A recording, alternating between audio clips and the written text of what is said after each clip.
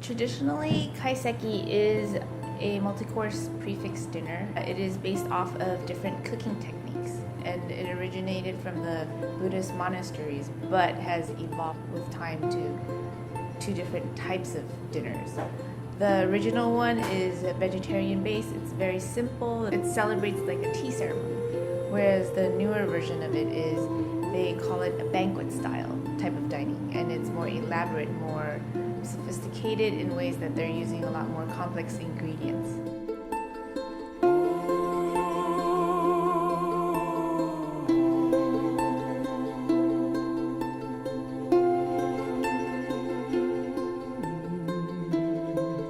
Our take on kaiseki is, we call it the modern kaiseki, because traditional kaiseki is, I feel that it's a lot more limiting in terms of seasoning and the things that we're allowed to use.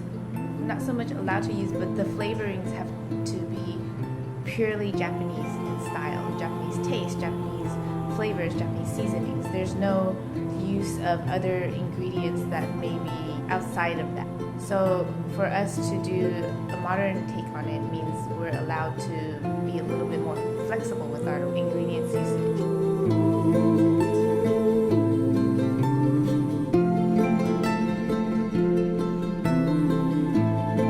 I like to think of kaiseki as the philosophy in and of itself is using local ingredients. What is closest to you, what represents your area the best, and how to use those ingredients that, using cooking methods that best showcase these ingredients.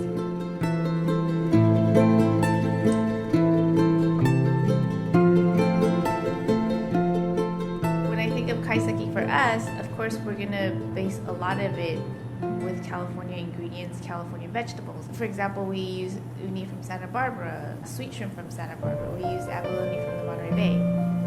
Things of such that are representative of what is local to us. So we take the philosophy of kaiseki, but we don't do it in the way that, oh, we're doing a Japanese kaiseki. We're doing kaiseki, yes, we're doing all the ideas of kaiseki, but within our environment. That is what we're doing at Enaka.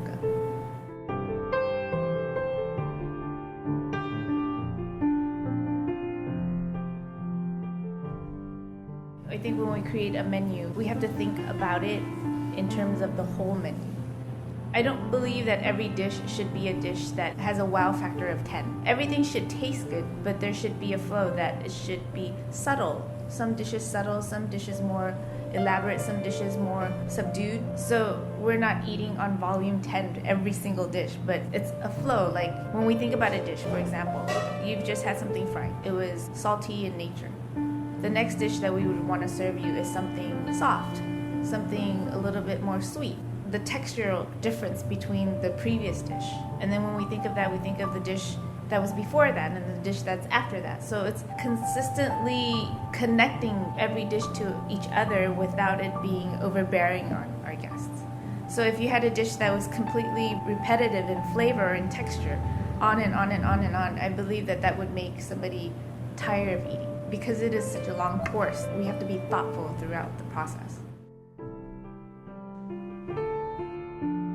One of my favorite parts of what we do is the plating aspect of it. There's no rules about it, which I think is wonderful.